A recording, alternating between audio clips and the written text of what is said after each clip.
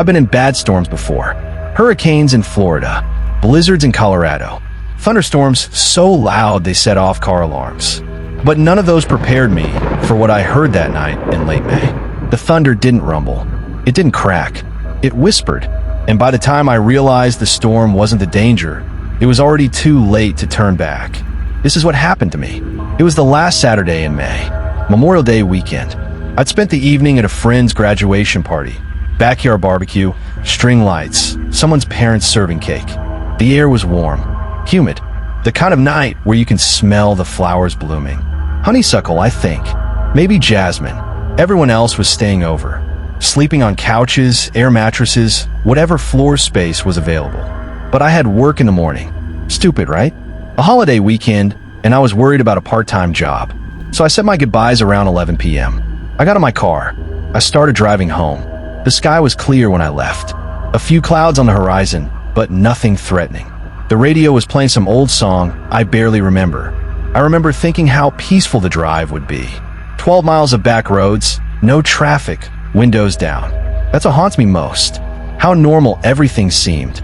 About 10 minutes into the drive, the radio started cutting out. Not the usual static between stations. This was different. The music would fade, then come back, then fade again, like something was pulling the signal away. I turned the radio off. Then I looked at my phone. No service. That wasn't completely unusual. The back roads near the county line have dead zones. But I'd driven this route 100 times. I usually had at least one bar. I had zero. The little icon in the corner just said SOS. Then the temperature dropped. Fast. I'm not talking a cool breeze. I mean the air coming through my window went from warm to cold in about 10 seconds. The kind of cold that makes your skin tighten. I rolled up my window, turned off the AC even though it wasn't on. That's when I saw the lightning. It was far away at first, flashing behind the tree line. But the color was wrong. Lightning isn't supposed to be green. It's white. Sometimes blue or purple if the storm is severe. This was the color of a dying fluorescent bulb. Pale green. Sick. I told myself it was heat lightning. I told myself I was being paranoid. I kept driving. The rain didn't start gradually. It fell all at once, like someone tipped over a bucket. 1 second, dry pavement. The next, I couldn't see 5 feet in front of the car. My windshield wipers were on full speed, but they couldn't keep up. The rain was coming down sideways, hard enough that I could hear it hitting the roof like gravel. I slowed to 20 miles per hour, then 15. I turned on my hazard lights. The wind came next. Not gusts, a constant, howling pressure against the driver's side door. I had to lean into the steering wheel just to keep the car straight. I passed a green highway sign.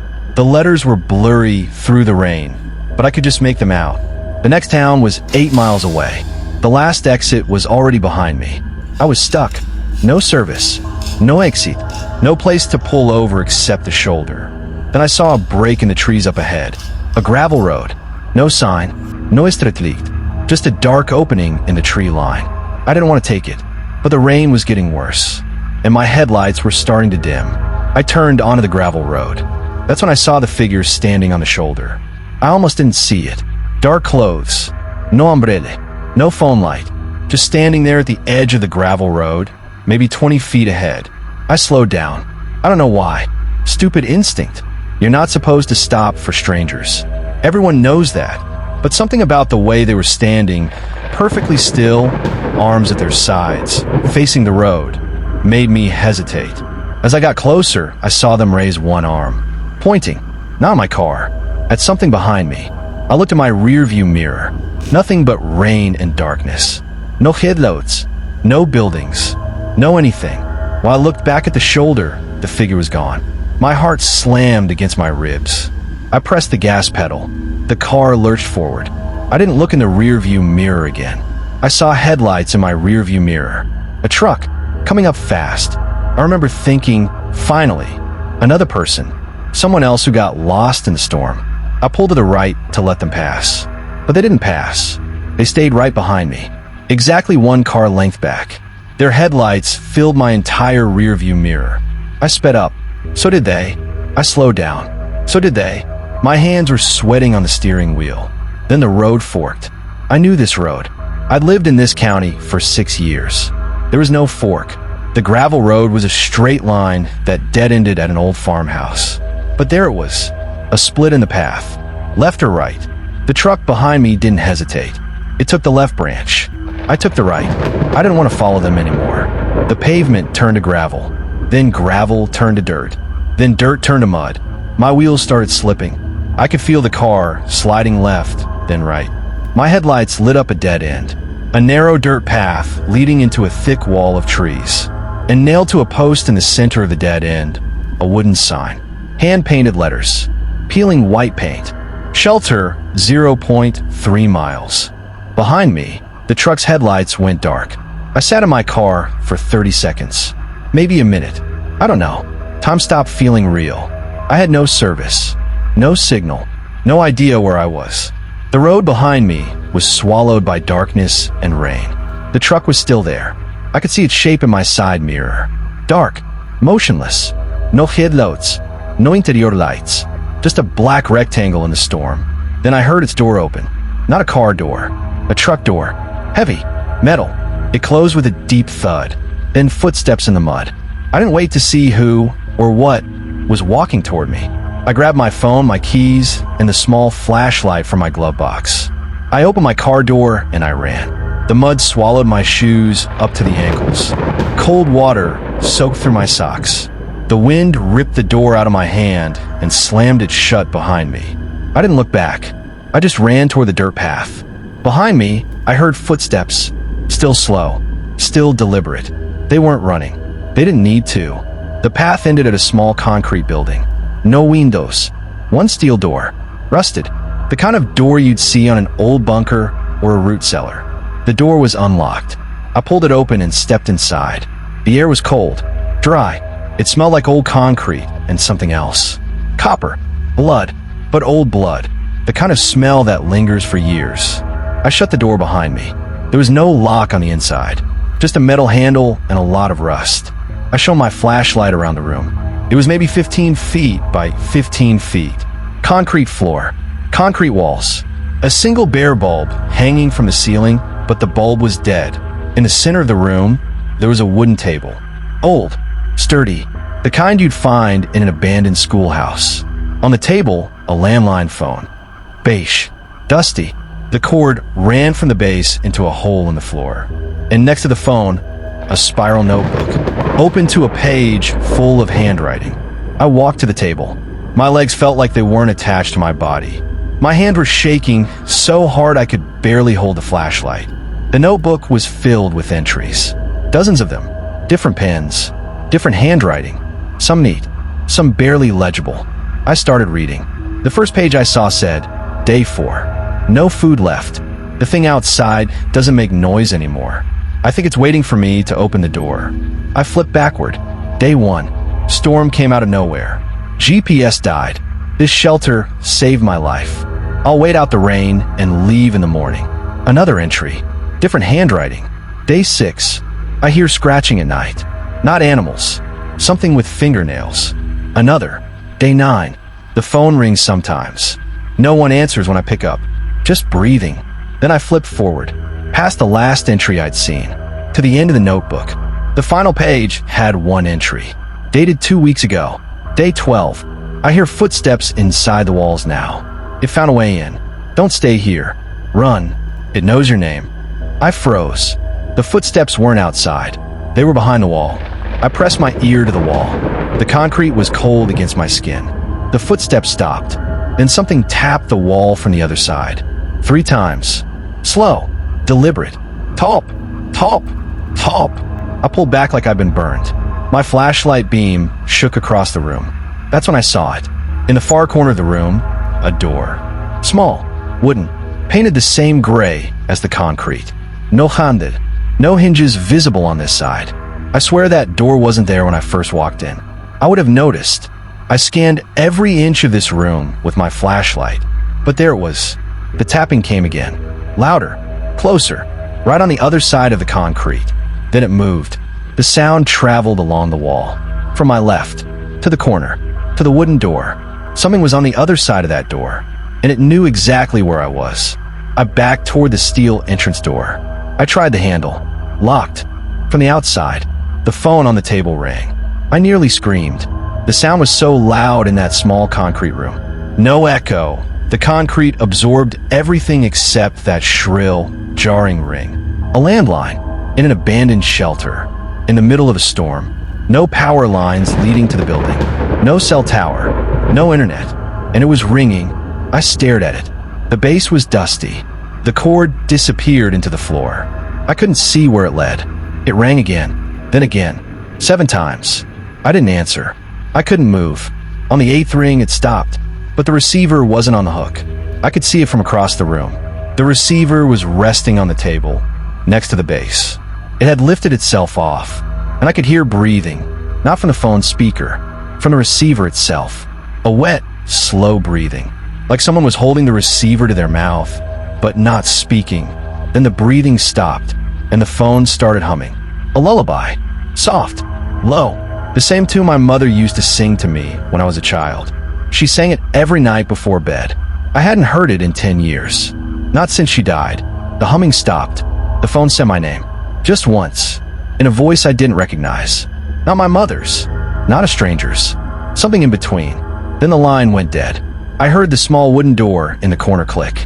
It swung open. Not fast. Not dramatically. Slowly. Bean, like something on the other side was taking its time. Darkness poured out of the opening. Not just absence of light. Something darker. Thicker. Like the shadows in that doorway had weight. Had texture. My flashlight beam hit the opening and stopped. The light didn't penetrate. It just ended. Like the darkness was a wall. I didn't wait to see what came out. I ran for the steel door. I grabbed the handle. I pulled. I pushed. I threw my shoulder into it. Nothing. Locked. Bolted. From the outside. I hit it again. The metal groaned, but didn't give. Behind me, I heard something step out of that doorway. Something heavy. Something that dragged its feet. Not footsteps like a person walking. Footsteps like something pulling dead weight across concrete. I turned around. My flashlight beam hit the center of the room. The wooden table. The phone. The notebook. And behind the table, a wall of black. No shape. No face. No outline. Just shadow that didn't move like shadow. It moved like water. Like smoke. Like it was deciding what shape to wear. I couldn't see eyes. I couldn't see a mouth. But I could feel it looking at me.